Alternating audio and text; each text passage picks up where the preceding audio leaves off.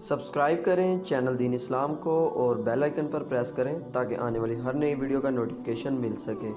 چاند کی گردش سے اور اس کی منازل سے حضرت انسان کو کچھ سمجھایا جا رہا ہے کہ جب تو پیدا ہوا تھا تو چاند کی طرح سارا زمانہ تیرا منہ دیکھنے آیا تھا، تو بھی اس وقت لوگوں کی توجہ کا مرکز بن گیا تھا اور پھر منازل طے کرتا رہا، اور جوانی کی دہلیز پہ جب تم نے قدم رکھا اور تو بدر تمام ہوا، جب شباب کی بجلیاں تیری آنکھوں سے ٹپکنے لگی تو پھر تیری نظر کا خمار بھی کئیوں کے دل لوٹتا تھا، کئیوں کی نیندیں اچاٹ کر دیتا تھا۔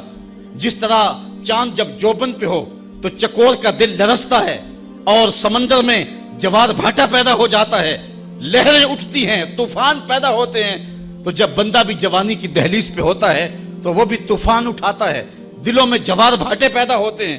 تو وہ لمحے بھی آئے کہ تو نے دلوں کی بستیاں اور دلوں کی دنیا پر ہلچل پیدا کر کے رکھ دی، تیرا شباب لوگوں کی زندگیوں کے اندر گھلتا رہا اور کتنوں کی نیندیں اچاٹ ہوتی رہیں، تیری زلف کے شکن کتنوں کا قرار لوٹ کے لے گئے، لیکن پھر وہ لمحہ بھی آیا حتی آدھا کل ارجون القدیم، پھر بوڑھا ہو گیا، پھر تجھے کوئی دیکھنے بھی نہیں آتا، کوئی تجھ سے اداس بھی نہیں ہوتا، بچے بھی کترا کے گزر جاتے ہیں۔ کہا انسان ذرا چاند کی منزلوں کو دیکھ، یہی چاند کتنا پیارا تھا اور آج اسی چاند کو کوئی دیکھتا بھی نہیں ہے۔ بچہ جب پیدا ہوتا ہے تو اس کی مسکراہٹ دل کھینچتی ہے، اور جب بوڑھا مسکراتا ہے تو اس وقت جو ہے لوگوں کی توجہ نہیں ہوتی۔ بچے کی زبان جو ہے وہ اڑ اڑ کے جب بولتا ہے تو اس کی توتلی زبان کا حسن دلوں میں نکھار پیدا کرتا ہے، ماں بھی بلہاری جاتی ہے، باپ بھی صدقے جاتا ہے، بہنیں بھی جو ہے وہ قربان جاتی ہیں۔ تو بچے کا ٹوٹا لہجہ اور توتلی زبان خوشیوں کی ایک لہر ہوتی ہے، لیکن جب بڑھاپے میں فالج کی وجہ سے زبان میں لکنت آ جائے، اب توتلا پن پیدا ہو جائے، اب زبان اٹکنے لگے تو بچے بھی مذاق اڑاتے ہیں۔ ایک لمحہ وہ تھا کہ زبان توتلی تھی تو حسن تھا، آج لمحہ وہ گیا کہ حتی آدھا کل ارجون القدیم، کھجور کی ٹہنی سے جب پھل توڑ لیا جائے اب اس ٹہنی کو کون پوچھتا ہے؟ جب تک پھل آیا نہیں تھا وہ ٹہنی اچھی لگتی تھی، مالی سنبھال کے رکھتا تھا، جڑوں کو بھی پانی دیتا تھا اور خیال کرتا تھا کہ کوئی ایسا نقصان نہ ہو کہ یہ پودا جو ہے وہ مرجھا جائے۔ پھر جوبن پہ آیا اور جب کھجوریں لگیں تو اس نے پھر رسیاں بھی باندھی اور کھجوروں کو سنبھالنے کے لیے سب کچھ کیا۔ پھر جس دن اس نے اس ڈال سے پھل کاٹ لیا، اب وہ کھجور اجڑ گئی، اب اس کی وہ ٹہنی بے توقیر ہو گئی۔ انسان کی زندگی کا جب شباب لٹ جاتا ہے اور بڑھاپے میں جب وہ کسی قابل نہیں رہ جاتا تو پھر اس کی بھی یہ مثال ہے حتی آدھا کل ارجون القدیم، جیسے کھجور کی پرانی ڈال ہو۔ اپنی نظر اور شرمگاہ کی حفاظت کریں۔ اس دور کا سب سے بڑا فتنہ یہ ہے کہ نگاہیں پاک نہیں رہی، نگاہیں غلیظ اور گندی ہو گئی، شرمگاہوں میں وہ تقدس نہیں رہا ہے۔ حضور علیہ السلام نے ارشاد فرمایا من زنا زنیا بہی ولو بہی تانے دارے ہی، جس شخص نے زنا کیا یہ عمل اس کے گھر بھی لوٹے گا اگرچہ اونچی اونچی دیواریں کیوں نہیں کر دیتا۔ یہ مکافات عمل ہے۔ گندم از گندم بروئت جو ز جو از مکافات عمل غافل مشو، گندم بو گے تو گندم کاٹو گے، جو بو گے تو جو کاٹو گے۔ نظر کو تقدس دو، نظر کو پاکیزگی دو۔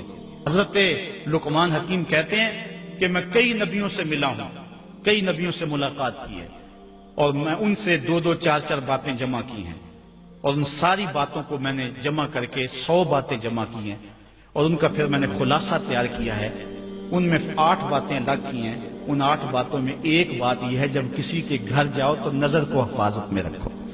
جس شخص کے مہمان بنو، جس کے گھر جاؤ، تمہاری نظر نہ بھٹکنے پائے۔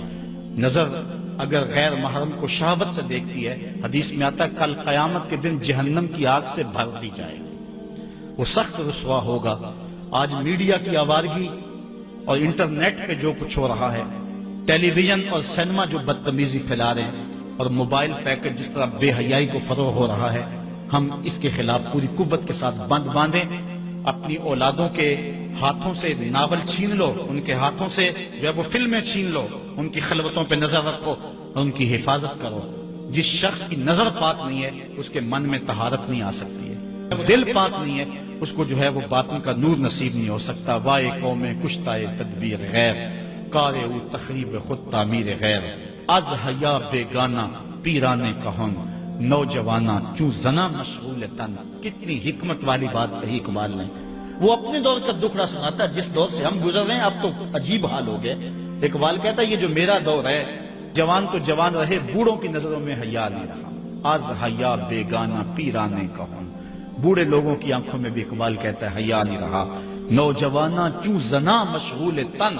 اور نوجوان عورتوں کی طرح اپنے تن کے ساتھ لگے ہوئے ہیں, اپنے تن کو سنوارنے میں ہر وقت کنگھی پٹی میں لگے ہوئے ہیں. یہ مردوں کا کام نہیں ہوتا, یہ دلیروں اور بہادروں کا کام نہیں ہوتا, یہ عورتوں کے وظیفے ہیں.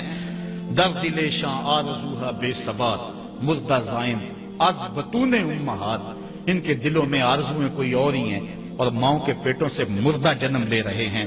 دخترانے او بزلف خود اسیر شوخ چشموں خود نماؤ خود دگیر. اور قوم کی بیٹیاں اپنی زلف کی خود قیدی ہو چکی ہیں اور ہر وقت جو ہے وہ اپنے آپ کو آئینے میں دیکھتی رہتی ہیں. ساختہ پرداختہ دل باختہ ابروان مثل دو تیغ آختہ. وہ جو گھر کی رونق تھی, جو آبرو اور حیا کا دوسرا نام تھا, آج وہ دل پھینک قسم کی ہو گئی ہے. آہ قوم میں دل سے حق پرداختہ مرد و مرگ خیش را نہ شناختہ. اقبال کہتا ہائے قوم کہ جو مر گئی اور اسے ابھی تک پتہ ہی نہیں چلا کہ میں مر چکی ہوں اور جینے کا سامان نہیں کرتی. حضور نے فرمایا ہر دین کی کوئی پہچان ہوتی ہے, میرے دین کی پہچان حیا ہے. اگر حیا نہیں ہے تو دین ہی نہیں ہے.